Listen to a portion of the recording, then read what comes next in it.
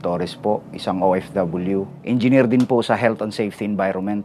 Actually po, mayroon po akong maliit na business sa parenta po ng mga sound system po. Sa ngayon, hindi ko alam kung paano ipoprocess o paano gagalawin yung aking sound system. Sa kasalukuyan, nakita ko naman yung audio solution po, kaya po ako nag-enroll para mismo, ako na po mismo ang mag-ooperate doon sa aking sound system.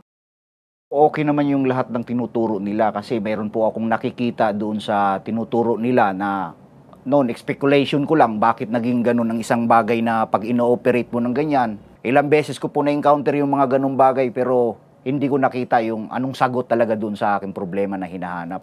Kaya nagkaroon po ako ng idea, pati yung sa connection, pati yung paghihinang, pati yung ano talagang ibig sabihin ng sound. In-explain po nila lahat sa amin yung ano na yun.